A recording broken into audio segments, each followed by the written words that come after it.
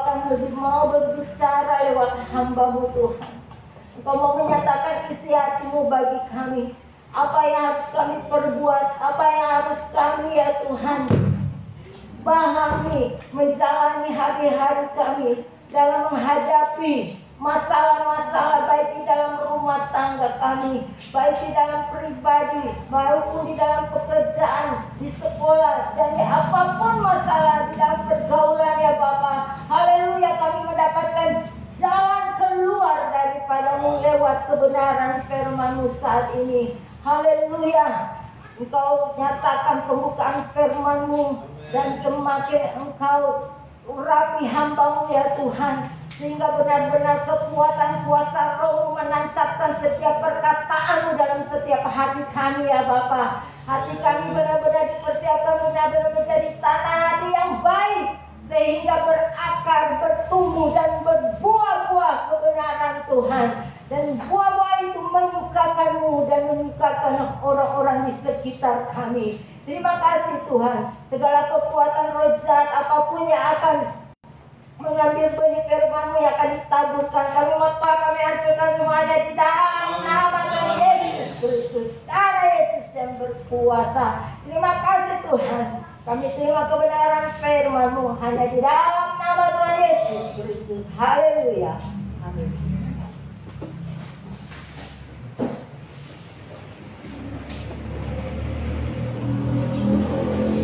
Ya, shalom saudara.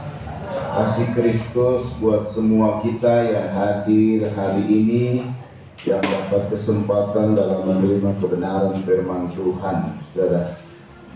Shalom juga yang ikut live streaming di rumah masing-masing, baik di Jakarta, di Bandung, juga di Manado, dari kaum keluarga Low Barakati. Puji Tuhan, saudara, mari kita akan membaca Alkitab kita dalam 1 Raja-Raja 16. Kita akan lihat ayat 15 sampai 20 supaya kita bisa menemukan ayat-ayat ini. 1 Raja-Raja 16 ayat 15 sampai 20.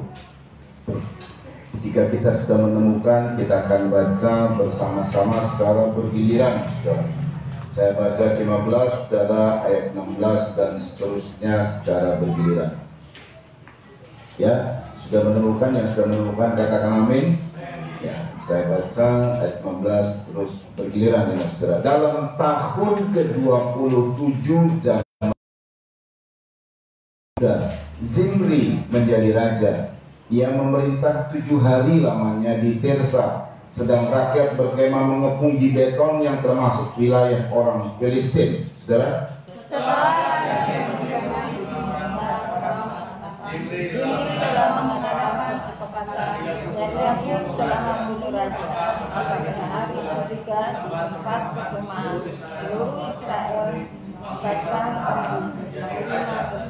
Kemudian Omri dengan seluruh Israel maju dari Gibeton dan mereka mengepung Tirsa. Segera sesudah Omri melihat bahwa orang itu telah direbut, masuklah ia ke dalam istana.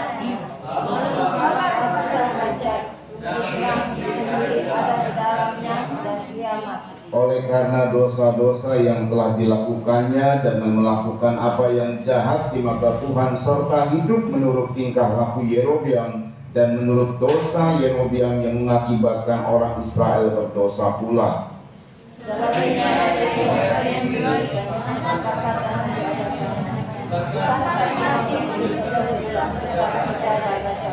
Ya, ini adalah Raja Israel, namanya Zimri. Coba ulangi, Zimri. Sulit kita sebut karena jarang nama Indonesia dengan Z. Ya, Zimri. Ini Raja Israel, saudara. Bagaimana raja ini kelakuannya itu jahat. Kemudian raja ini mengikuti apa yang dilakukan oleh Yerobeam bin Nebat. Jadi di dalam kerajaan Israel yang terpecah menjadi dua, ada tokoh, saudara, ada tokoh sebagai panutan dari raja-raja selanjutnya. Yang pertama adalah tokoh Daud, panutan yang baik. Kalau orang Yehuda kebanyakan contohnya seperti Daud begitu. Tapi kalau orang Israel itu contohnya yang tidak baik. Makanya raja-raja Israel yang sebanyak 10 suku ini kebanyakan raja-rajanya bobrok, rohaninya bobrok. Tetapi tokoh yang menjadi utama sekali raja Israel itu adalah Yerobeam. Nama ini disebut-sebut, saudara. Nanti kalau saudara sering baca Alkitab ya dalam raja-raja, nama ini sering disebut. Seperti Yerobeam. Ada yang ingat saudara, Yerobeam ini dia menyembah berhala. Berhalanya apa saudara? Ada yang ingat nggak? Anak lembu emas berhalanya. Ya, bukan berhala Baal, bukan berhala Asitoret, bukan berhala Kamos dan lain sebagainya, Molok dan lain sebagainya, bukan. Tapi berhalanya ini justru berhala yang pernah dibuat oleh Israel zaman dahulu. Waktu Israel keluar dari Mesir, maka pada saat orang Israel melihat Musa nggak turun-turun 40 hari lamanya, mereka membuat berhala. Jadi berhalanya ini anak lembu emas. Ini Yerobeam buat karena dia nggak mau pakai berhala-berhala asing. Jadi ini berhalanya Israel sebenarnya. Berhala leluhur, berhala nenek moyangnya, berhala dari dia juga, dari bangsa itu juga, gitu loh. Saudara ya, ya ini sudah diterangkan beberapa waktu yang lalu, saudara ya. Nah, saudara, kita melihat Zimri ini adalah seorang yang akhirnya membakar diri. Namanya ini apa? Bunuh diri. Kalau dalam pertandingan aja gol bunuh diri itu nggak menyenangkan. Block on. Biasanya unsur ketidaksengajaan biasanya. Nggak ada orang yang harusnya membawa bola ke gawang musuh, malah dia bawa bola ke gawang sendiri. Nggak ada saudara. Saudara, keberadaan bunuh diri ini cukup jadi tren hari-hari ini, saudara. Cukup jadi tren. Ada orang yang kita sering dengar ya, di apartemen lah, lompat dari tingkat berapa, mati lah, saudara ya. Lalu ada yang gantung diri, ada yang membakar diri. Ini cukup jadi tren dengan keadaan yang sulit. Nah, saudara ya, setiap orang yang mengalami bunuh diri itu pasti keadaannya mengalami sebuah kesulitan. Jadi mengambil jalan pintas. Di Alkitab juga ada. Selain Zimri yang melakukan bunuh diri, Saul juga melakukan bunuh diri. Dan tokoh yang paling kira-kira ada yang tahu siapa saudara? Yudas Iskariot. Jadi ini adalah tiket langsung masuk neraka. Jadi nggak usah pakai calok-calok gitu ya, langsung masuk neraka. Bunuh diri itu tiket langsung neraka. Makanya kita jangan melakukan tindakan yang bodoh. Ini tindakan yang sangat bodoh sekali. Tetapi orang bunuh diri seperti Zimri ini ada alasan. Ya mungkin kita nggak mungkin bunuh diri saudara ya. Cuma keberadaan bunuh diri adalah membunuh diri sendiri. Dirinya dibunuh sendiri. Kita melihat sejenak saudara, ada hal-hal yang Tuhan katakan ini gak boleh, ilegal lah kalau istilahnya. Dimana orang tidak boleh membunuh diri, orang tidak boleh melakukan menyakiti diri sampai kemudian mati. Nah itu membunuh diri ini adalah melawan Tuhan. 1 Korintus kita membaca, perhatikan Tuhan berkata bahwa membunuh diri ini satu keberadaan yang ilegal. Ilegal itu Tuhan tidak suka dan neraka pasti hukumannya, langsung ke neraka. Jadi jangan main-main saudara ya. 1 Korintus 3 ayat 16 sampai 17 Tuhan menyatakan hal ini. Sayangnya ada yang ilegal dan ada yang masih dianggap legal tapi tetap membunuh diri. Coba dibaca 1 Korintus 3 16 sampai 17 yuk. Tidak tahukah kamu? Tidak tahukah kamu bahwa kamu adalah bait Allah? bahwa kamu adalah bait Allah? Dan bahwa roh Allah diam di dalam kamu. Dan bahwa roh Allah diam di dalam kamu. Sebenarnya ini adalah kepada seluruh manusia. Karena roh yang ada pada manusia itu adalah berasal dari roh Allah. Sudah ada beberapa roh di dalam dunia ini. Satu, roh jahat. Dua, roh malaikat. Tiga, roh Allah. Dan kita roh manusia. Roh malaikat dan roh jahat itu sejenis. Cuman karena roh jahat itu berasal dari malaikat. Setelah jatuh sudah berbeda. Tapi roh manusia itu sejenis dengan roh Allah, tidak sejenis dengan malaikat. Nah, jadi roh malaikat itu roh pelayan. Jadi Tuhan ciptakan malaikat untuk mengabdi sebagai pelayan, mau abdi dalam, mau abdi luar, pendeknya mengabdi. Tapi untuk Tuhan ciptakan untuk jadi anak sebenarnya. Makanya kalau saudara lihat tentang Adam nanti disebutnya anak Allah sebenarnya, karena ada anak itu apa sih? Anak itu adalah ada bagian dari orang tuanya, betul kan? DNA dari orang tuanya itu dalam konteks DNA. Tapi yang lebih, DNA itu tidak bisa membuat orang hidup. Ini adalah orang menjadi hidup. Kenapa kita hidup? Karena ada roh. Itulah sebabnya roh ini saudara berasal dari Allah. Bagi orang yang tidak mengenal Tuhan, rohnya di mana dia hidup itu berasal dari Allah. Dan Tuhan sudah bilang bahwa ada roh Allah di dalam dirimu. Sebenarnya setiap tubuh manusia itu adalah bait Allah. Tetapi saudara, mereka tidak meluaskan roh Allah. Mereka mengutuk dengan dagingnya. Makanya lebih banyak perbuatan dosa daripada perbuatan baik. Setiap manusia punya hati nurani. Itulah roh Allah sebenarnya. Asal tempatnya atau tinggalnya roh Allah di hati nurani, saudara. Di mana hati nurani pasti menuntut untuk berbuat baik. Tapi yang dilakukan oleh manusia berbuat jahat. Nah itu jelas kita baca. Jika ada orang yang membinasakan bait Allah, Jika ada orang yang membinasakan bait Allah adalah tubuh kita yang hidup tentunya. Terus maka Allah akan membinasakan. Allah akan membinasakan dia. Terus Sebab bait Allah adalah kudus. sebab bait Allah adalah kudus.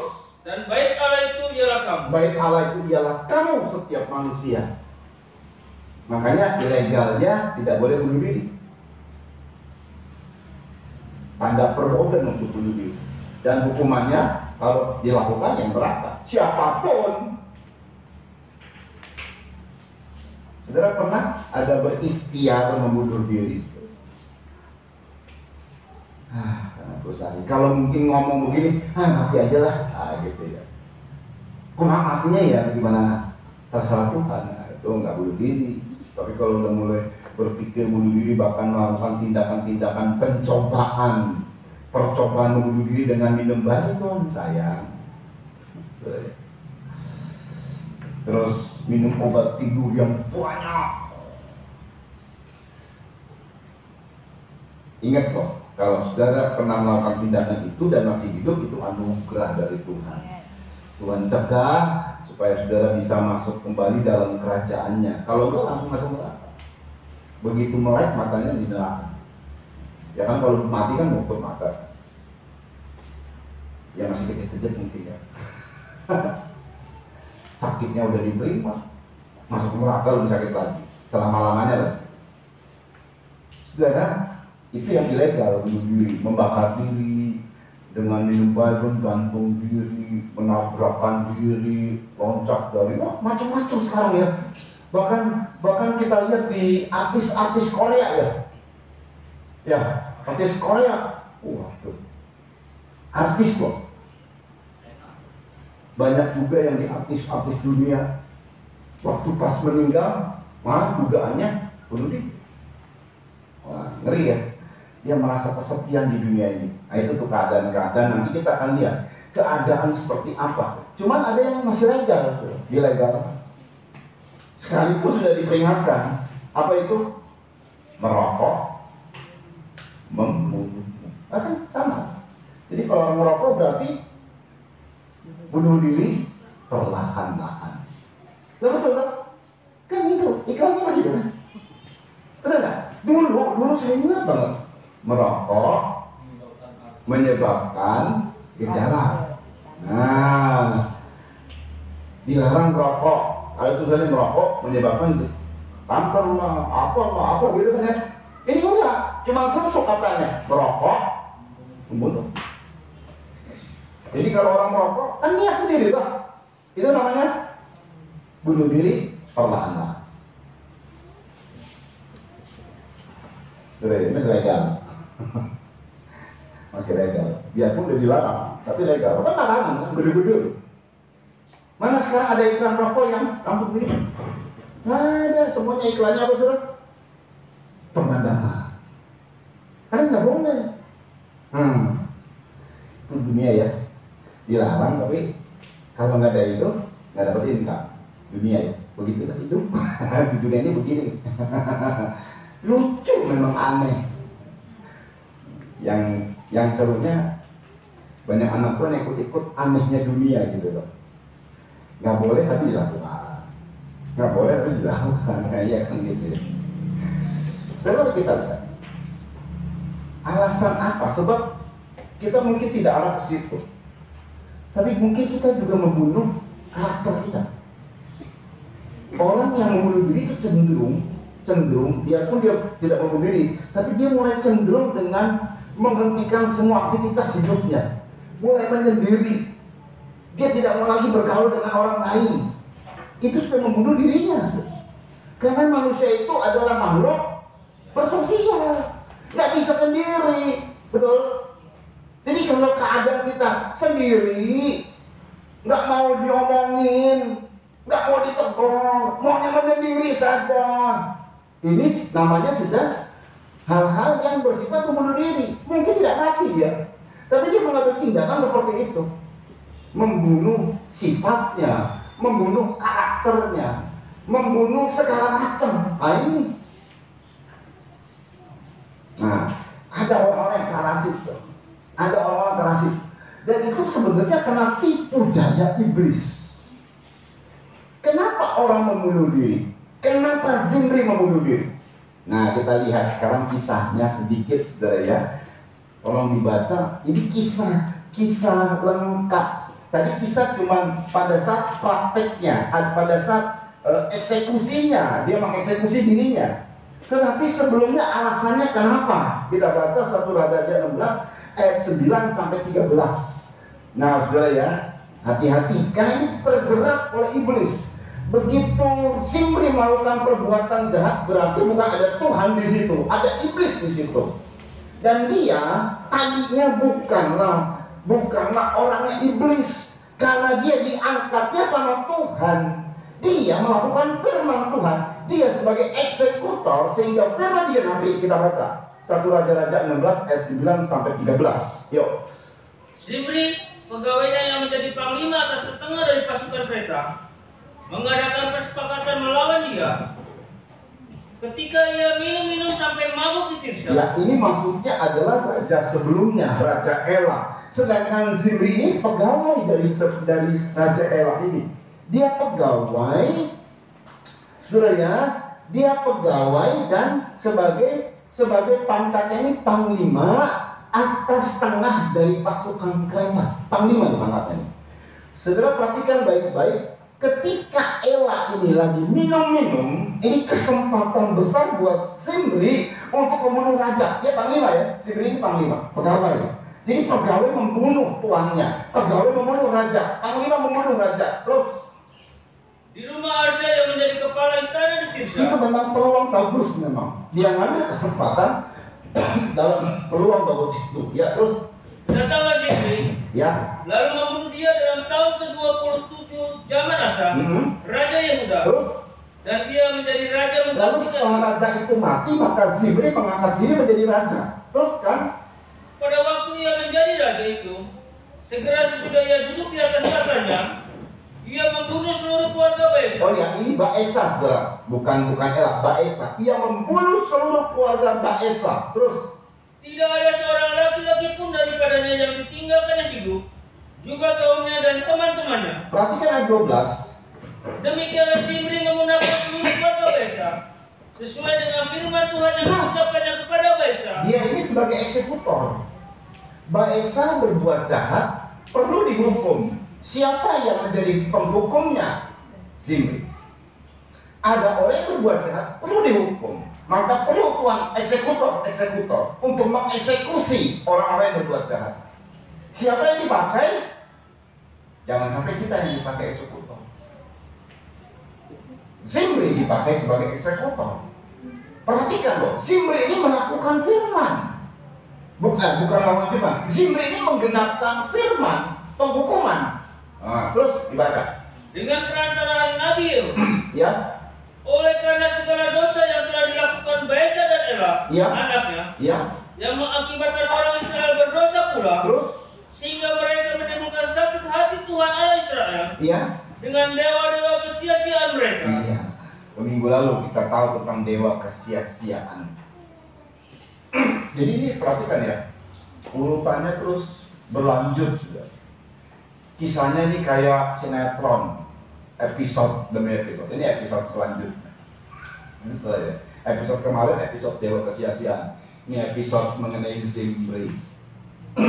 Nanti Zimri ini karena dia mati, berhenti di episode Omri. Nanti mulai lagi episode selanjutnya, karena udah buat jahat, ada eksekutor lagi, terus begitu. Kita lihat sekarang. Jadi Zimri ini adalah seorang panglima. Saat Israel sedang berperang, raja tidak berperang.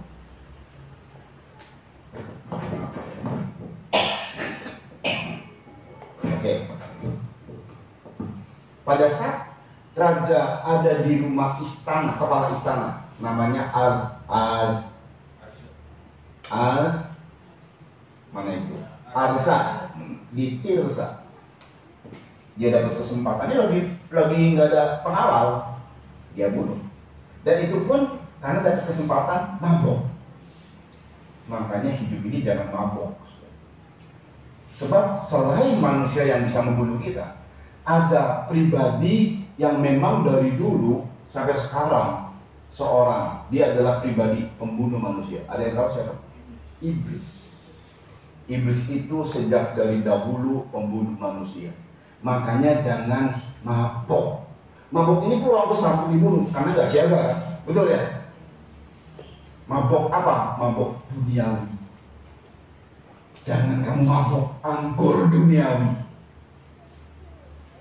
Ini bahaya saya. Nah, akhirnya Zimri bisa membunuh. Tapi nggak tahunya hal yang dilakukan, dia menggunakan seluruh keluarga Baesa itu seperti penggenapan firman yang diucapkan Nabi Yehu. Dia eksekutor. Tapi karena dia berbuat jahat, kalau dia membunuh karena menggenapi sebagai eksekutor, lalu dia berbuat baik, lain kisahnya. Tetap dia berbuat jahat, mengikuti dosa Yerobeam. Padahal Baesa, Ela dan semua kenapa dibunuh, kenapa disampaikan penghukuman? Karena mereka mengikuti dosa Yerobeam. Kok dosanya diikuti? Orangnya dibunuh, dosanya diikuti, kan bodoh namanya. Iya, sudah ya. Oke, selesai di situ. Nggak tahunya 7 hari. Ini cuma 7 hari. Ini pemerintahan yang paling sebentar. Kalau sudah melihat pemerintahan itu paling 2 tahun, paling lama. Yang lama kemarin 24 tahun, 20 tahun. Wah, untuk Indonesia aja paling lama sekarang 10 tahun karena 2 periode, setelah itu harus turun. Ya, ini cuma 7 hari. Nah, sekarang kita lihat kemudian kisahnya. Setelah keberadaan dari Israel mengepung di Beton, makanya di istana tidak ada pengawal, saudara. Zimri bisa membunuh, tetapi dengar baik, waktu tentara, waktu rakyat mendengar Zimri membunuh raja, mereka tidak suka. Pikirnya raja mungkin mati biasa, gantung gitu ya. Nggak tahunya terdengar kabar ini dibunuh sama Zimri. Nah, makanya rakyat ini mengangkat Omri. Siapa? Panglima tentara. Jadi panglima lawan panglima. Ini namanya apa? Persaingan. Persaingan. panglima dan panglima. Berarti kan sama-sama kedudukannya kan? Kalau sama-sama kedudukannya lalu kemudian cari kedudukan, cari mana yang paling hebat, cari mana untuk mendapat kedudukan, namanya ini adalah persaingan. Hidup ini kan penuh dengan persaingan kan? Salah satu alasan orang membunuh diri karena waktu bersaing dia kalah. Itu salah satu alasan. Dalam kancah persaingan dia kalah dengan pesaingnya. Kalau kalah dengan pesaingnya rasanya gimana? Rasanya gimana? Malu. Rasa malu ini nih, kalau dijerat sama tipu daya iblis bahaya. Tapi orang perlu rasa malu, perlu nggak? Perlu. Kalau saudara nggak rasa malu, kalau ada orang nggak rasa malu, orang yang di jalan-jalan dengan telanjang itu nggak rasa malu. Itu siapa itu? Orang gelo. Jadi selama kita punya rasa malu, berarti kondisinya kita ini orang waras. Nah ya, orang waras ya. Tapi tadi saya bilang itu perlu rasa malu. Kalau nggak punya rasa malu, ya udah nggak waras kita. Cuma rasa malu ini bisa ditipu daya oleh iblis. Sebab orang bunuh diri itu karena dia malu. Nah, kalau kita punya rasa malu sejauh mana? Nih, kalau rasa malu tingkatnya tinggi nih, tingkat dewa katakanlah. Ini ada alasan-alasan, saudara ya, malu banget deh. Makanya dia mengambil tindakan menghukum dirinya, dia mengambil tindakan membakar dirinya karena merasa malu. Tapi sebelumnya dia sudah terjerat sama iblis. Nah, saudara ya. Jadi Omri waktu pas diangkat jadi raja, seluruh rakyat mengangkat panglima tentara. Omri menjadi raja. Ini sama-sama panglima. Malu dia. Lalu kemudian mengepung Tirza. Akhirnya dia bakar istana dan dirinya. Daripada istana ini nggak dimiliki sama saya bakar sekali, termasuk diri saya. Kan ada orang nekat itu setelah ya. Sebentar.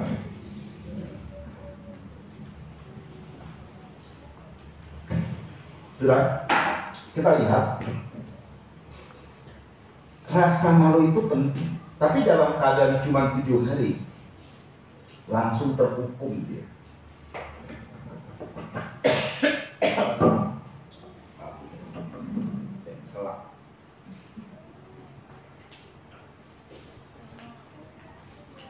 Oke. Kita baca kata ayat. Tadi ada yang 7 hari, sedangkan yang Mbak Esa ini puluhan tahun nih. Kemarin kita sudah dapat ya tentang Mbak Esa. Ini paling cepat, raja yang paling cepat dieksekusi. Tadi bukan Tuhan yang mengeksekusi. Siapa yang mengeksekusi? Dirinya sendiri. Sudah ya, 7 hari. 1 Timotius 5 ayat 24-25. Kita melihat ya, ada orang yang berbuat jahat, tiba-tiba mati. Tapi ada orang yang berbuat jahat nggak mati. Lebih lama dari orang berbuat baik. Ada yang begitu? Ada nggak sih? Banyak. Kita nggak tahu dia berbuat jahat, nggak mati-mati. Tapi ada orang yang berbuat jahat, kita dengar kecelakaan, gempa bumi, mati. Memang Tuhan bilang 1 Timotius 24-25. Ya. Dosa beberapa orang mencolok. Seakan-akan mendahului mereka ke pengadilan. Seakan-akan mendahului mereka ke pengadilan. Tuh ada beberapa orang, simply cuma 7 hari diadili langsung mati. Terus tetapi dosa beberapa orang lagi baru menjadi nyata. Tapi ada dosa beberapa orang yang nanti nyatanya kemudian lama, tahunan bahkan. Udah tahu nipu, koruptor. Kita udah tahu deh ini orang. Tapi nggak mati-mati. Nggak dieksekusi. Nggak ketahuan, rapi. Ada. Tapi yang pasti, yang namanya dosa pasti akan dibawa ke pengadilan Tuhan.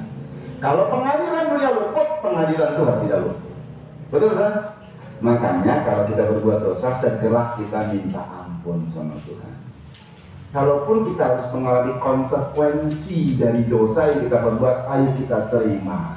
Amin. Nah itu namanya didikan dari Tuhan. Gak begitu berdosa minta ampun lalu beres, bebas. Berdosa minta ampun bebas, keliru itu. Itu kita bukan dalam kehidupan, memang dalam kasih karunia, tapi tidak disalahgunakan kasih karunia yang namanya hypergrace. Kita tetap ada didikan dari Tuhan. Amin, saudara. Makanya kan Tuhan bilang, aku adalah guru. Kita ini disebut murid-muridnya. Yang namanya guru dan murid ada apa di situ di dalamnya? Didikan. Kalau kita dihukum, kita tidak dihukum bersama dengan dunia, tapi kalau datang hukuman terhadap kita karena dosa tadi, itu buat kita adalah didikan. Amin, saudara. Nah terus kan, demikian pun perbuatan baik itu segera nyata. perbuatan baik juga segera nyata. Ada yang berbuat baik langsung menghasilkan. Ada yang lama kita berbuat baik, nggak dapat berkat, tapi terus berbuat baik. Jangan cuma-cuma berbuat baik, karena pasti akan menghasilkan. Apa yang kita tabur mesti kita tuai, baik itu yang jahat maupun yang baik. Amin. Terus, dan kalau tidak demikian, ia tidak dapat terus tinggal tersembunyi. kalau yang berbuat baik akan pasti muncul dia di permukaan. Ada berkat, ada hasil, ada tuaian. Karena kalau perbuatan baik itu sepakat dengan Tuhan, nggak mungkin dia sembunyi, akan dimunculkan sama Tuhan. Dengan sekuat tenaga Tuhan, dengan segala macam yang Tuhan buat, Tuhan mampu bisa buat apapun juga. Biarpun ada banyak orang yang menghalangi. Tapi kalau dosa itu sistem, jalan terus. Tapi hanya ada orang yang mencolok, langsung dihukum. Ada yang lama, tapi pasti dihukum. Ah, gitu lah. So ya, nah untuk Zimri ini dosanya cepat sekali dihukum. 7 hari dalam pemerintahan selesai. Sudah? Jadi kita lihat di sini, saudara ya, orang seperti Zimri ini, kenapa sampai bunuh diri? Rasa malu. Rasa malu seperti apa sih yang dialami Zimri ini? Nah kita lihat makanya gini loh. Saudara, kalau misalnya nih pada saat jatuh, ini kan jatuh, dijatuhkan kan? Karena tadinya dia pikir dia jadi raja, dia pikir dia berhasil, dan juga dia juga nggak tahu kalau dia adalah eksekutor untuk seluruh kaum keluarga Baesa dan kaum keluarga dari Baesa ini. Dia nggak tahu, saudara, nggak ada yang pernah kasih tahu. Lalu kemudian kamu nanti jadi eksekutor, enggak. Dia pendeknya ikut aja apa yang diinginkan hatinya. Dan pada saat dia berhasil, dia jadi raja, dia bunuh semua. Nggak boleh menggenapkan firman yang disampaikan Yehu sebagai eksekutor. Cuma eksekutor dari kejahatan. Karena dia tidak bertobat, berarti dia ditipu sama iblis. Nah ini yang menjadi persoalan, saudara. Pada saat Omri diangkat, pesaingnya sama-sama di atas loh sekarang. Karena raja itu adalah kedudukan yang paling nomor 1, top di atas. Saat Zimri sudah naik, Omri naik, dan ini lebih tinggi lagi karena ini disetujui oleh semua rakyat. Ini kalah dia, nggak punya pamor, nggak punya kekuatan. Jadi dia rasa malu yang begitu hebat, dia bunuh diri. Orang yang mencapai tingkat malu yang sudah pikirnya hebat, pikirnya menang, pikirnya kedudukannya tinggi, jatuh, bisa bunuh diri. Bisa bunuh diri. Tapi kalau cuma orang dapat, ya saya dapat berkat cuma 100.000 gitu loh, terus hilang 100.000-nya, ya rasanya sih nggak mungkin bunuh diri gitu ya. Karena baru naiknya cuma 1 berapa senti. Kalau udah belum, aduh cuma bilang aduh. Nah kalau ini udah tinggi, nah ini dia orang-orang yang keadaannya seperti itu, lalu kemudian menghukum dirinya. Mungkin dia tidak bunuh diri, tapi dia menghukum dirinya. Dia terus menghukum dirinya sehingga dia menjadi stres, menjadi keadaannya. Kalau dia sudah menghukum diri, dia akan bunuh diri. Dia nggak bergaul lagi dengan orang. Itu sudah membunuh diri sebenarnya. Ini keadaan seperti ini, saudara. Keadaan seperti ini karena frustasi yang begitu tinggi sekali. Karena apa? Karena dia pernah mengalami yang tinggi.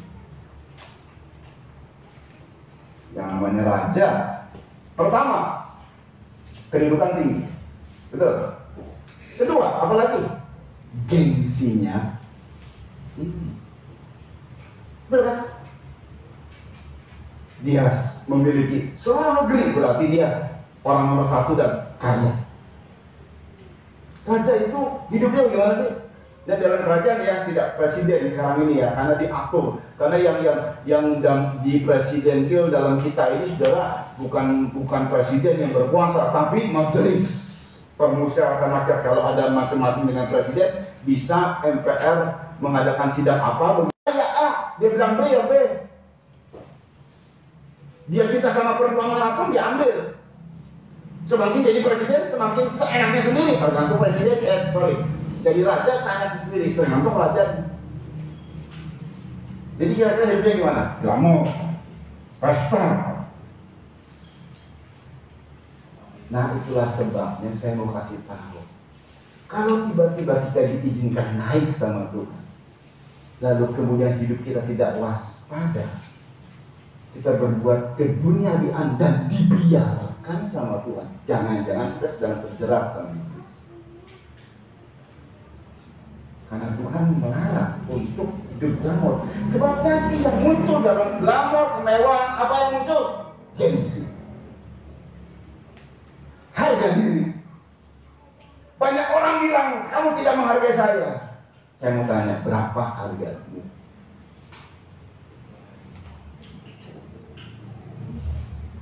Yesus pribadi dari Maha Kudus, Maha Mulia, Maha Tinggi, dia mengambil rupa seorang dulos, bukan cuma pembantu. Bayangin loh, budak,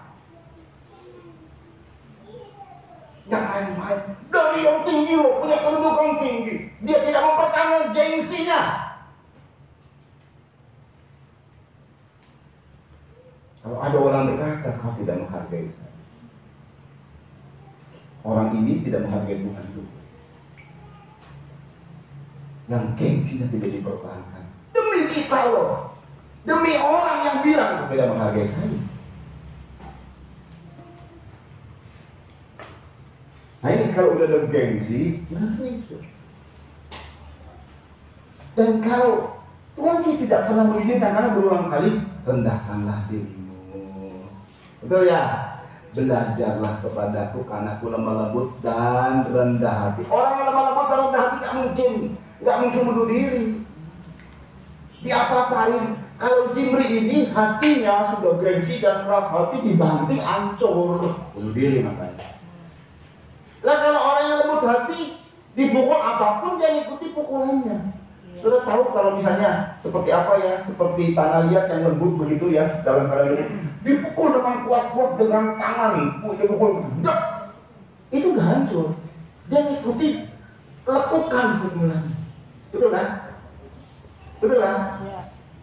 Tapi kalau keras, semakin tangannya semakin kuat, semakin dia dibantu, semakin hancur. Yang Tuhan ajarkan rendah hati dan lemah lembut. Gak pernah diajarkan, ayo jaga gengsimu. Gak pernah di situ. Itu adalah tawaran iblis. Tapi mungkin iblis tidak bermain dulu. Tawaran siapa? Dunia. Dunia itu keinginan mata, keinginan daging, dan keangkuh. Sudah diberkati? Boleh? Boleh. Suka diberkati? Suka. Saya juga suka diberkati. Tapi hati-hati, jangan terjerat. Jadi kalau seandainya dengan keadaan kita diberkati, lalu kemudian ada masalah ini sebenarnya untuk menjaga kita, supaya kita jangan tinggi hati dan sombong. Sudah pikir orang sombong ada pada orang yang kaya saja? Tidak, hampir semua orang juga memiliki sombong, karena ini adalah dalam dirinya, benih yang ada dalam dirinya. Saat dia nggak mau dikritik, saat dia nggak mau ditegur, itu sombong. Sikap membenarkan diri itu sombong.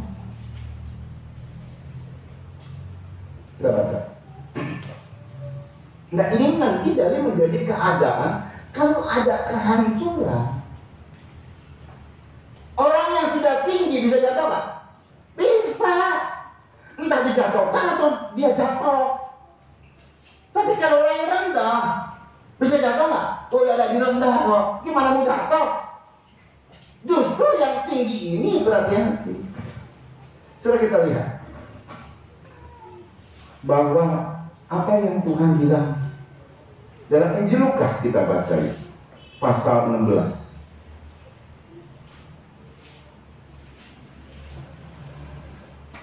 Ayat Lukas 16 ayat 15.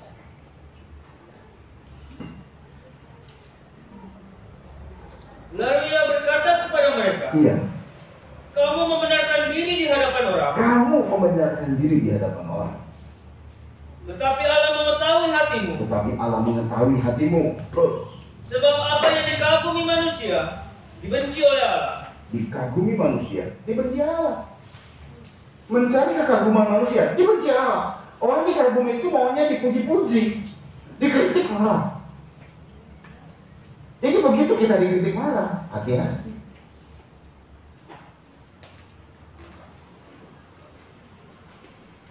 Dan ini semua identik nanti dengan ayat 14. Yuk. Semuanya itu didengar oleh orang-orang Farisi, hamba-hamba uang itu, dan mereka mencemoohkan dia. Hamba uang pasti cari kekaguman. Ada gengsi di situ. Dan pasti membenarkan diri. Orang yang membenarkan diri itu adalah tinggi hati. Barang siapa yang membenarkan diri, tinggi hati. Membenarkan diri itu tidak mau diserang, tidak mau dikritik. Jangankan dia nggak salah, dia salah aja dia nggak boleh kritik. Lo bayangin nggak? Nah, itu yang bahaya. Kan sebenarnya orang salah patut ditegur, betul ya? Sama seperti anak kita, patut ditegur, betul ya? Patut dimarahi. Saudara, yang sering memarahi itu kebanyakan orang tua ke anak atau anak orang tua? Orang tua, Pak. Kalau anak orang tua marahin kira-kira apa namanya? Ya kurang ajar.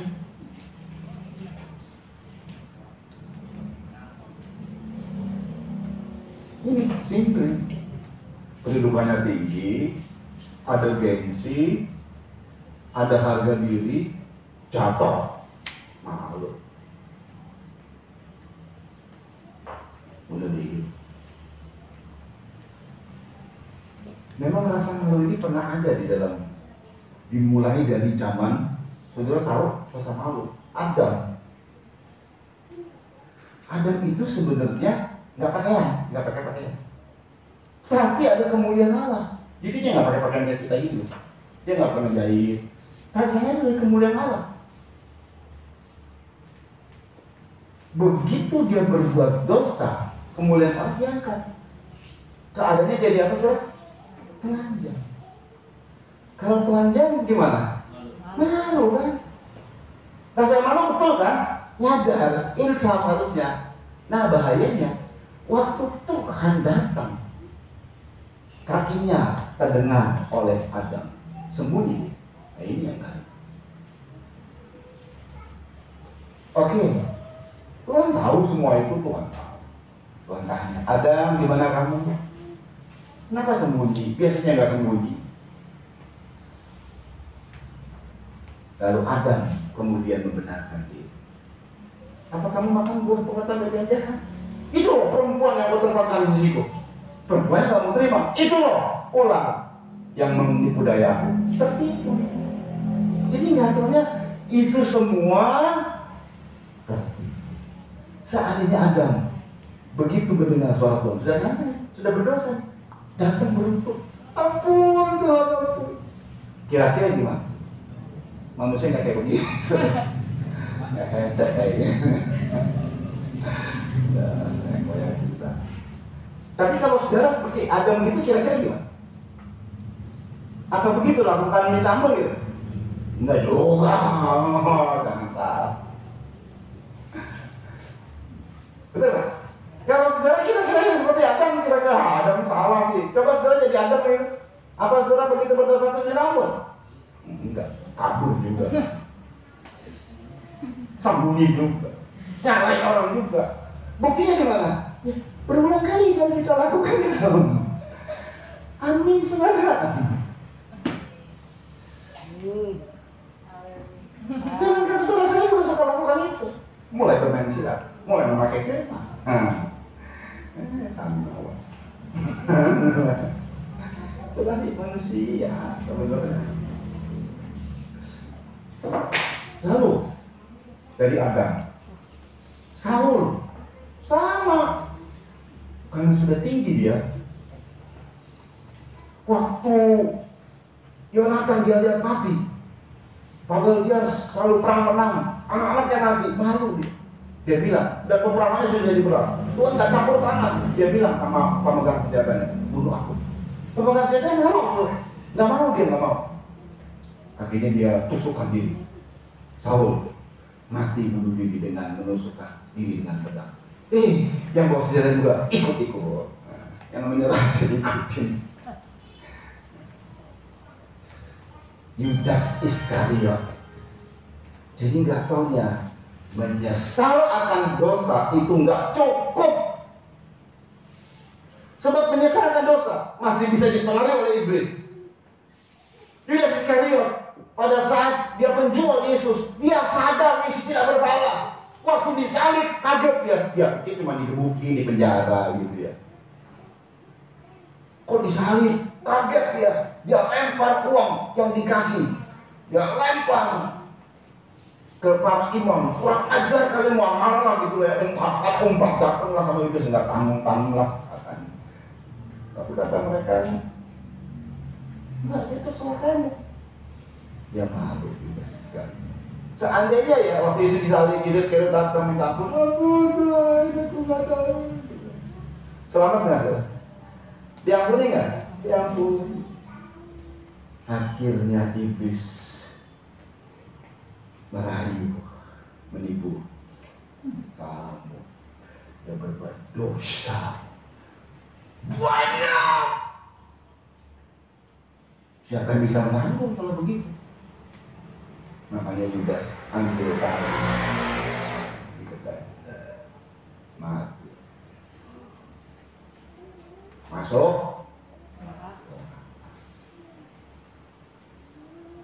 Ada artikel dari segala masuk surga, berdoa bisa artikel. Karena dia melakukan firman Tuhan, berdoa bisa. Dia tidak melakukan firman, dia menggenapkan firman. Makanya celaka. Penyesatan mesti ada, tapi celaka yang mengadakannya. Kita baca begini sekali. Jadi nyatanya rasa menyesal tidak cukup. Kadang-kadang kita menyesal dari dosa ya, tidak cukup. Masih ada iblis yang bisa menjerat kita. Ribuan saudara berbuat dosa, datang sama Tuhan, Tuhan ampuni. Saya bahkan bilang gini, antikris nanti kalau muncul di tengah-tengah sebelum dia mati dia bertaubat, itu pun diampuni. Manusia antikris diampuni, serius itu. Tapi nggak mungkin bertobat dia kan udah tertipu sama iblis.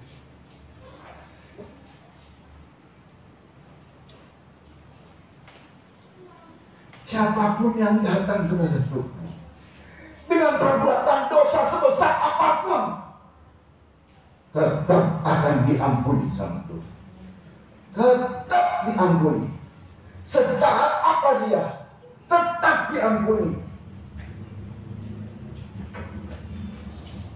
Dan setelah diampuni terus dididik. Jangan diampuni terus kemudian bebas semua, tidak, dididik. Makanya sedikit dulu gitu kira-kira ya, ditawan dulu di penjara, dididik dulu. Kita lihat untuk diri sekalian, karena ini penting. Gak hanya menyesal tidak cukup. Kita tidak hanya menyesal, harus bertobat, minta ampun serius, datang sama Tuhan. Jangan terus mau ditipu sama iblis. Jadi iblis itu membiarkan. Saya berbuat salah nggak ada yang ketahuan tuh. Lo tunggu dulu itu. Bukan Tuhan itu, iblis. Nanti kalau udah punya rasa berbuat salah malu di hadapan publik, gimana rasanya? Malu besar kan? Apa yang akan dilakukan kira-kira orang begini? Itu yang mesti ada. Namanya tipu daya iblis itu nggak kelihatan. Kalau iblisnya sangar, merah wak matanya, melotot, serem dengan darah di sini, takut orang. Nah kalau iblisnya dengan katakan manusia, Tuhan baik, Tuhan penuh kemurahan, terjerat kan? Ikuti itu, berbuat dosa, sembunyi tuh. Setiap perbuatan dosa dibongkar sama Tuhan. Apa yang kamu katakan di gelap, aku nyatakan di terang.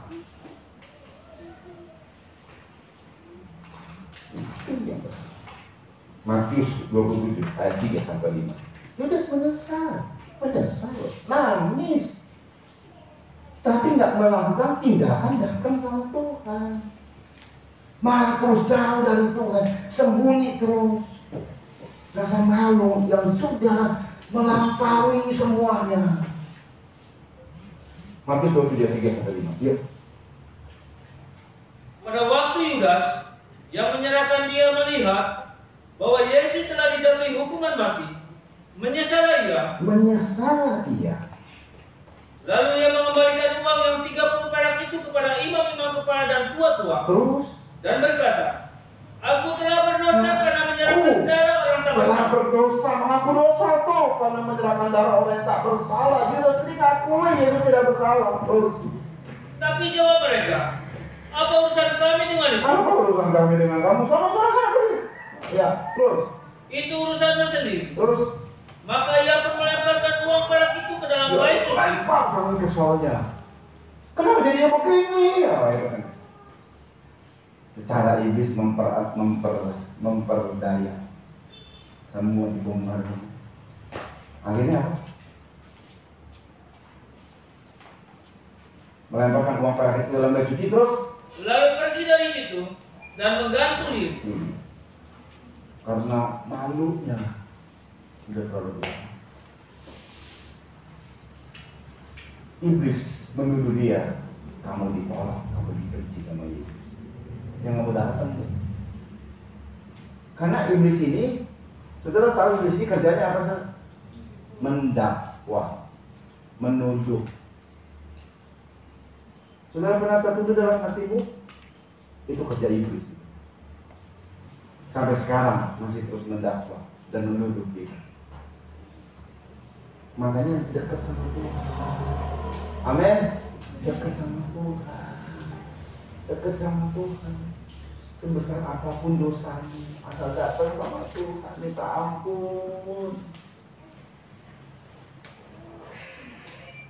Jadi kalau kita lagi tinggi, kalau dihadapi masalah, supaya saya jangan tinggi hati. Lagi naik diberkati dihadapi masalah. Tujuannya seperti jangan tinggi hati. Susah loh kalau orang udah tinggi hati. Susah. Karena terjerat sama iblis. Tuhan mau campur tangan juga nggak bisa. Karena Tuhan tidak pernah merebut hak kita. Itu hak kita sendiri. Kita yang mau sendiri. Kasus dari anak bungsu waktu dia jauh dari bapaknya. Bapaknya cuma nunggu di rumah.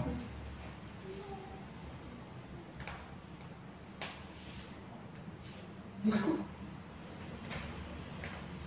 Kadang nggak bisa untuk menyatakan, untuk katakanlah merebut hak asasi manusia dari anak bungsu ini tadi. Tuhan sudah percayakan hak kepada kita. Kepercayaan kepada kita. Hidupmu itu adalah kepercayaan. Apa yang kamu buat, silakan. Tapi nanti bertanggung jawab sama Tuhan. Kita harus sadar. Kepercayaan yang kita dapat dari Tuhan, mari kita beri buat Tuhan untuk kemuliaan Tuhan. Amin, saudara. Saudara. Zimri akhirnya bunuh diri.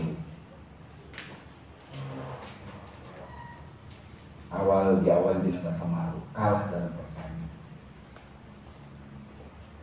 Rasa malu itu penting. Betul ya?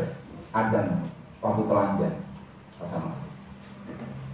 Saya mau kasih tahu sama juga, sepakaian putih dan bagus apapun yang kau pakai, kau telanjang di hadapan Tuhan. Sembunyikan diri dengan segala macam apapun dengan rapi luar biasa. Bahkan waktu saya tegur sebagai gembala, sebagai orang tua rohani, saya mau percaya.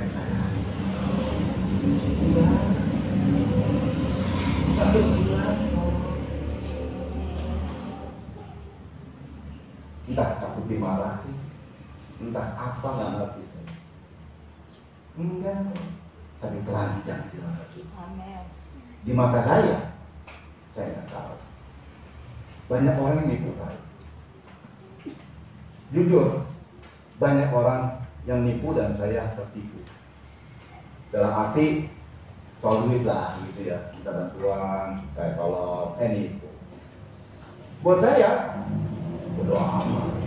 Lu mau nipu ke, lu mau nggak nipu ke, apa yang saya keluar, saya nggak akan tuntut. Tanggung jawab sendiri, tapi di mata Tuhan semua telah. Ibrani 4 ayat 12 sampai 13. Camkan tuh baiknya. Di mata Tuhan kita itu telah. Artinya Tuhan tahu persis semua dosa yang kita perbuat, dosa yang tersembunyi, dosa yang disembunyikan, dosa yang tidak diakui. Telanjang di mata Tuhan. Camkan tuh baik-baik. Di mata Tuhan dia Bapa kita. Mari Ibrani 4 ayat 12 sampai 13. Dan satu poin nanti terakhir. Yuk, ini mendekati terakhir. Cepat saja yuk. Ibrani 4 ayat 12 sampai 13. Sebab firman Allah hidup Ya. dan kuat dan lebih tajam dari pedang bermata dua manapun. Firman Allah yang saudara dengar itu hidup. Mungkin mulut saya yang dipakai atau siapa yang dipakai. Yang namanya firman itu hidup. Dia lebih kuat dari pedang bermata dua manapun, dari lebih tajam. Terus Ia menusuk amat dalam sampai memisahkan jiwa dia dan roh, menusuk amat dalam sampai memisahkan jiwa dan roh, sendi-sendi dan sumsum. sendi-sendi dan sumsum. Ia sanggup membedakan pertimbangan dan pikiran Ya, hati itu kita. tadi ungkapan, istilah. Nah, ini artinya ia sanggup membedakan pertimbangan dan pikiran hatinya. Lewat firman kita jadi mempertimbangkan lagi, memikir lagi. Kuasa firman itu, sehingga kita jadi jernih, memikirkan yang lebih baik, mempertimbangkan yang lebih baik. Itu kuasa firman, kerjanya di situ. Terus, Dan tidak ada suatu makhluk pun yang tersembunyi di di hadapannya. samping itu tidak ada satu makhluk yang tersembunyi di hadapan. Kau boleh tidak jujur sama orang tuamu, tidak jujur sama kakak atau adikmu atau siapa saja, tapi tidak bisa tidak jujur dengan Tuhan. Biarpun saudara tidak jujur dengan Tuhan, dengan menutupi segala macam pembenaran dirimu di mata Tuhan, ini yang Tuhan bilang. Sebab segala sesuatu telanjang dan terbuka di depan mata dia. Sesuatu telanjang dan terbuka di depan mata dia. Terus, Yang kepadanya kita harus memberikan pertanggungan jawab. tapi jujur ya, di antara jemaat-jemaat yang ada dalam kitab Wahyu, saudara tahu jemaat kitab Wahyu itu siapa? Gereja Tuhan di hari akhir. Gereja yang berasal dari kafir, dan itu adalah kita. Ada tipe-tipe gereja, tipe-tipe anak Tuhan, modelnya macam-macam. Saya lihat modelnya Dedi macamnya gini, modelnya Dani macamnya gini, modelnya Happy macamnya gini. Oh, saya lihat, saya juga macamnya gini, saya juga punya macam. Modelnya istri saya macamnya gini, tapi nggak keluar dari 7 gereja. Ini kalau gereja ya bukan bicara mengenai karakter ya, itu gerejanya. Kesikapan kita sama Tuhan, 7. Yang kacaunya salah satu gereja. Kalau orang telanjang itu gimana saudara? Telanjang gimana? Malu kan? Ini gereja, udah telanjang, gak malu. Wahyu pasal 3. sampai Tuhan tegur. Jadi hidupnya itu udah telanjang. Itu telanjang kemana-mana kan? Orang gila. Tapi nggak malu. Di mata Tuhan maksudnya telanjang. Nggak malu dia. Karena dia mengandalkan sesuatu. Ya ibarat Wahyu 3:20. Dan ini tabalata gereja yang kayak gini. Tabalata. Di mana-mana ada. Pandemi ini sedang salah satu gereja ini dibabat. Kayak begini model dibabat. Terus dibaca ya. Maka aku menasihatkan engkau. Aku menasihatkan engkau, hai jemaat Laodikia. Wahyu 3:14. Dan teruskanlah.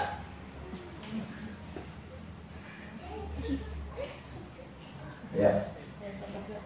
Dan tuliskanlah kepada malaikat jemaat di Laodikia. Inilah firman dari Amin. Ya. Saksi yang setia dan benar. Terus. Permulaan dari ciptaan Allah. Terus. Aku tahu segala pekerjaanmu. Engkau tidak dingin dan tidak panas. Ya, intinya aku akan memuntahkan kamu. 17 saja lompat. Karena engkau berkata, Ini dia. aku kaya. Engkau berkata aku kaya.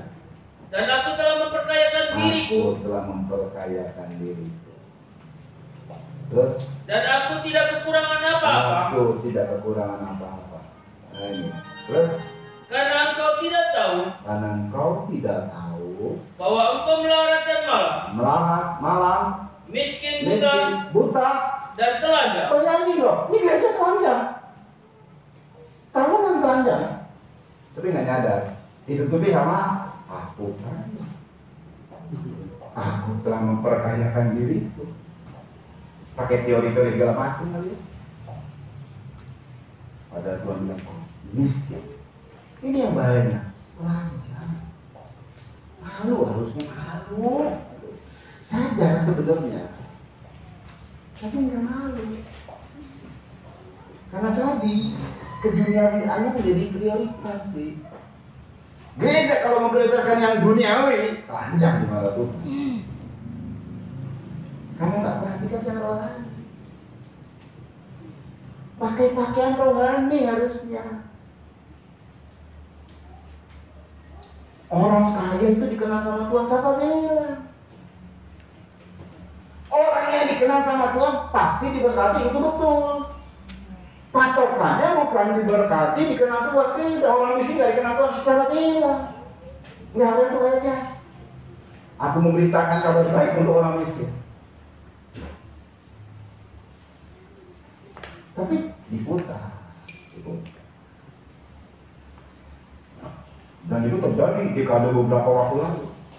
Sekarang dapat sama itu. Justru saya udah bilang dari pandemi ini, kalau ada orang yang kena virus, bertobat dari tamak aja, sembuh.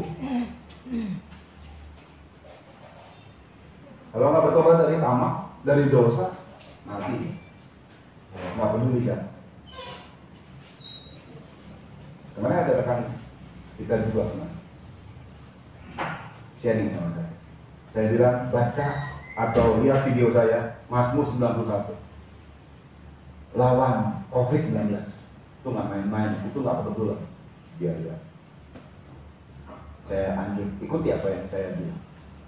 Dari saudara istri saya juga begitu. Saya sampaikan. Udah ada disiapin sama Tuhan kok vaksinnya Mazmur 91. Kenapa kok COVID-19? Lucu kan? Kenapa nggak di 2020? 19. Maksudnya tahun ratusan tahun ribuan kali ya. Ini 2019 ribuan tahun lalu diciptakan. Mazmur 91. Nggak iseng loh, nggak iseng. Dilawan. Cuma sekali 19 sama 91 di Indo. Betul ya? Hebat Tuhan itu punya hal yang sembuh. Nah ini, nah kita baca 18 kita lompat. Maka aku menasihatkan engkau. Aku menasihatkan engkau Supaya engkau membeli daripadaku emas yang telah dimurnikan dalam api. terus rohani itu masih dari Tuhan. Soalnya terus. Dan juga pakaian putih, Ya. supaya engkau memakainya, Terus. agar jangan kelihatan ketelanjanganmu Jangan kelihatan ketelanjanganmu. Terus. yang memalukan. Nggak tahunya nggak rasa malu nih. Beda. Anak tadi ditutupi dengan prioritas jasmani. Jadi kalau gereja hanya prioritasnya kepada berkat jasmani, telanjang gimana itu? Telanjang.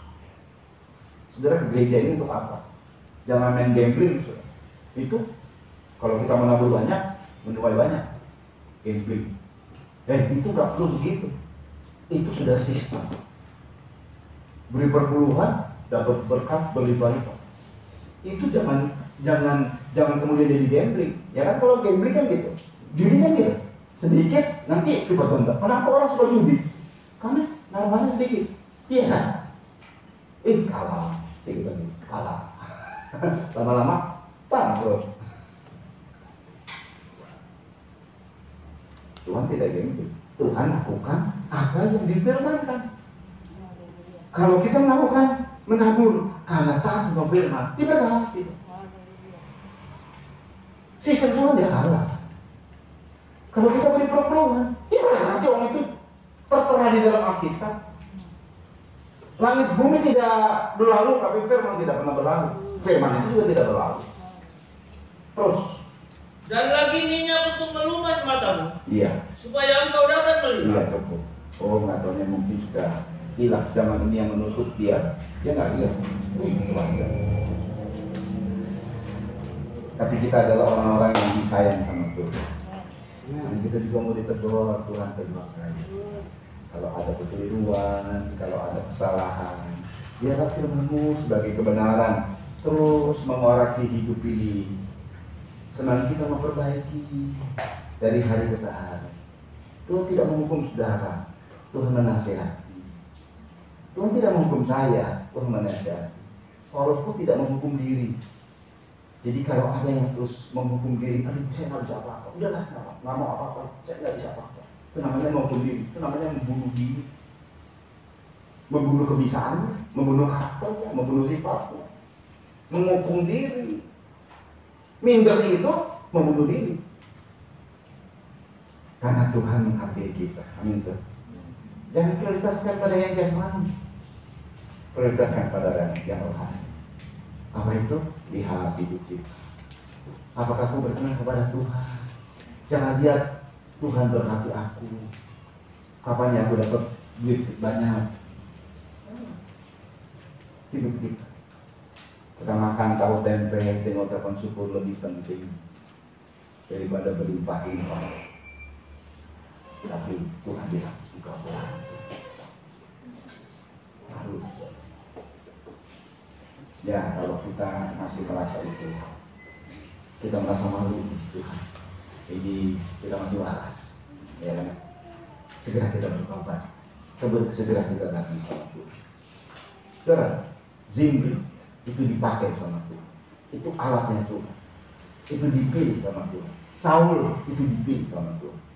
Yudas Iskariot itu orang pilihan Tuhan. Jadi orang pilihan Tuhan juga bisa loh lakukan tindakan-tindakan bodoh. Karena dia menikmati sebagai orang yang sudah diberkati naik dalam hati. Bisa terjerat sama itu. Sebaliknya kalau kita mau koreksi diri selalu, nggak akan bisa menjerat kita. Jika Tuhan koreksi aku Tuhan, nggak akan bisa menjerat kita. Iblis akan mundur dan Tuhan dekat sama kita. Barang siapa aku kasih, ia aku hajar dan aku tegur. Relakan diri bertobat, itu ayat yang selanjutnya. Mari kita datang sama Tuhan. Kupandang wajahmu. Lalu kita pandang wajah Tuhan. Lain berjamaah putih siapa diri. Haleluya. Sungguh luar biasa firman Tuhan.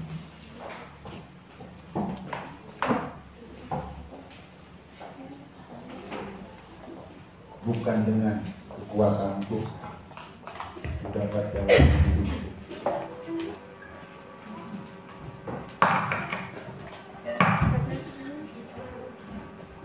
Berarti dia masuk dia.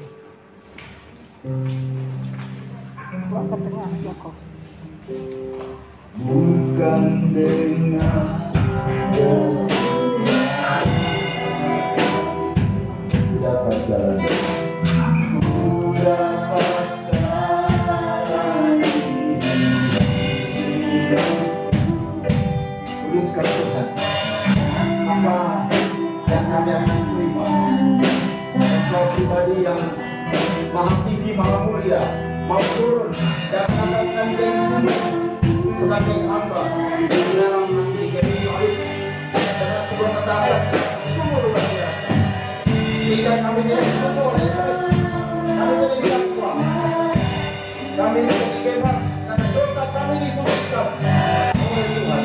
Ketika kami berbuat dosa, kami mohon ampun Tuhan. Berikan kita kuasa yang mulia, sehingga kami sadar dan kami insaf.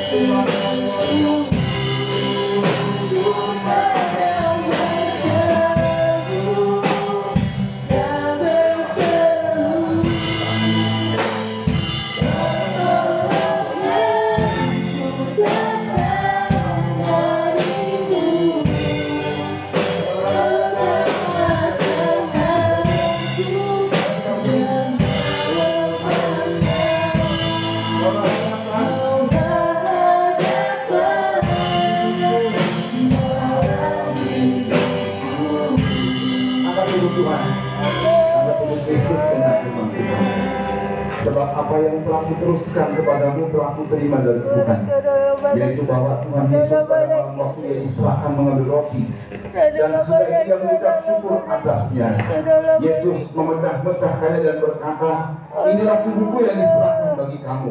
Perbuatan ini menjadi peringatan akan aku. Bukankah roti yang kita pecah-pecahkan adalah persekutuan dengan tubuh Kristus? Amin. Makalah dengan percaya tubuh Kristus dalam nama Tuhan Yesus Kristus.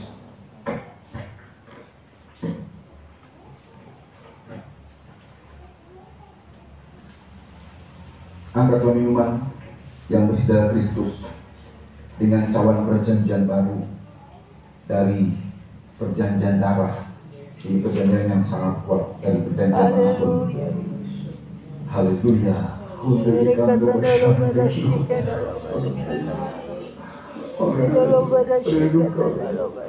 Dengan darah kita dikuduskan. Dengan darah Kristus kita dimerdekakan dari seluruh ancaman, dakwaan, asal terus kita datang sama Tuhan dan mau terima didikan Tuhan. Demikian Yesus mengambil cawan sesudah makan lalu berkata, cawan ini adalah perjanjian baru yang dimeteraikan oleh darahku. Haleluya. Perbuatan ini setiap kali kamu meminumnya menjadi peringatan akan aku. Sebab setiap kali kamu makan roti ini dan minum cawan ini, kamu memberitakan kematian Tuhan sampai Dia datang. Bukankah cawan pengucapan syukur yang atasnya kita ucapkan syukur adalah persekutuan dengan darah Kristus? Amin. Inilah dengan percaya dalam Yesus. Mari semua kita bersyukur, berterima kasih, minimal semua mengucapkan terima kasih Tuhan. Terima kasih Tuhan, terima kasih, terima kasih, terima kasih buat Tuhan. Terima kasih kalau kami masih hidup sampai sekarang.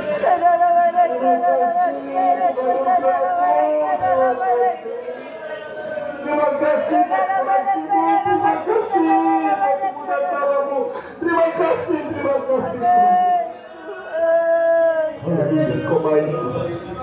Terima kasih Bapa untuk semua kebaikan-Mu, perhatian-Mu.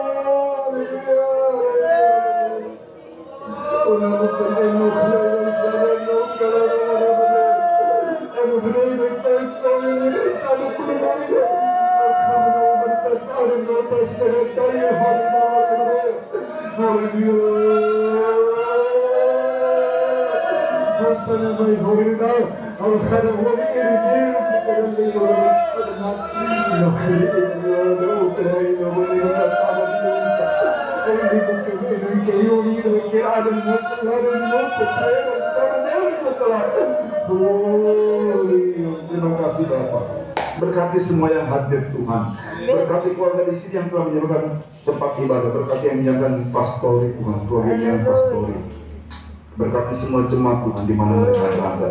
Mereka menyediakan korban-korban berbuat ucapan syukur, diberkati kolekte dan semua diberkati dalam nama Yesus Kristus. Berkati pemerintah kami mulai dari Kecamatan Pegaden. Berkati Tuhan provinsi kabupaten kami Subang. Berkati provinsi kami Jawa Barat. Berkati Tuhan Yesus untuk Indonesia, pemerintah kami, Pak Presiden Jokowi dan Pak Maruf Amin dengan para menteri yang ada, supaya mereka dilindungi dari COVID-19 sehingga mereka bisa melaksanakan tugas kenegaraan dengan begitu baik. Haleluya, membawa Indonesia semakin maju. Haleluya. Terpujilah nama Yesus Kristus dan visi Pak Jokowi biar digenapkan untuk seluruh rakyat Indonesia memiliki revolusi mental sehingga mental kami punya budaya yang baik. Haleluya. Terpujilah nama Yesus Kristus. Berkati Tuhan KPK TNI Polri di mana mereka menegakkan hukum supaya mereka takut akan Tuhan dan menegakkan hukum seadil-adilnya. Jujur dan takut akan Tuhan ada pada mereka. Dalam nama Yesus Kristus. Dari kecamatan ini juga Tuhan tolong, haleluya, kepolisian yang ada Tuhan yang terus menjaga. Mari Tuhan tolong berkat tim medis dan orang-orang di garda depan di mana saja berada di setiap puskesmas rumah sakit yang ada. Tuhan tolong jaga lindungi mereka karena mereka sungguh baik untuk rakyat, untuk masyarakat, untuk manusia sesama. Terpujilah nama Yesus Kristus. Haleluya, perlindungan Tuhan menyertai mereka dalam nama Yesus Kristus. Dan berikan hal yang jitu untuk tim Pak Terawan Tuhan. Haleluya. Uji coba supaya cepat menemukan vaksin yang jitu. Haleluya. Untuk mengalahkan COVID-19 ini dalam nama Yesus Kristus. Terpujilah nama Yesus Kristus. Mereka yang sakit Tuhan sembuhkan. Untuk Joaquin sempurnakan kesembuhan. Untuk Joaquin sempurnakan kesembuhannya. Untuk Mia Tuhan biarlah bisa melahirkan dengan baik dalam nama Yesus Kristus. Untuk Lia Tuhan sempurnakan kesembuhannya. Priwa Yolan yang sakit maklin Tuhan sembuhkan dengan sempurna. Cileni Tuhan sembuhkan dengan sempurna. Dan setiap anak-anakmu yang sakit Tuhan sembuhkan dengan sempurna. Berikan kesempatan untuk mereka tetap beribadah kepada Tuhan, baik live streaming maupun offline. Nama Tuhan dipermuliakan. Terpujilah nama Yesus Kristus. Juga Tuhan, kalau sebentar kami akan berkorban, Tuhan berkati. Ada dua pasangan yang 27 September akan melangsungkan pernikahan. Juga Tuhan siapkan semua, haleluya. Kami menyerahkan semua ke dalam tangan Tuhan, haleluya. Biarlah dua pasangan ini, haleluya, yang akan menjadi mempelai, haleluya, dalam pesta di 27 September di Jakarta. Tuhan tolong semua, haleluya, campur tangan semuanya, sehingga mereka bisa melihat karya Tuhan besar dalam kehidupan mereka. Nama Tuhan dipermuliakan. Terima kasih Tuhan Yesus Kristus. Dan kalau sebentar kami kembali ke rumah kami masing-masing, hendak sampai tiba di tempat tujuan dengan selamat, dengan tidak kekurangan satu apapun. Semua yang ikut streaming juga turun berkat dari Tuhan di rumah masing-masing, dalam pekerjaan, dalam usaha, kesehatan. Tuhan membela dan menjaga dalam nama Yesus Kristus. Mari angkat dua tangan dan terima berkat dari Tuhan. Saudara-saudara yang dikasih oleh Tuhan, terimalah anugerah cinta kasih sayang dari Bapa yang sungguh sangat mengasihimu. Kasih karunia lewat kuasa pendampingan Tuhan Kristus, serta pimpinan kekuatan kuasa Roh Kudus menjadi milikmu saudara-saudara, dari sekarang ini sampai Tuhan Yesus datang kali kedua, bahkan sampai selama-lamanya. Dalam nama Tuhan Yesus Kristus, mempelai pria sorga dan imam besar yang kami puja selalu, kami alaskan doa ini. Yang diberkati sama-sama katakan amin. Tuhan memberkati.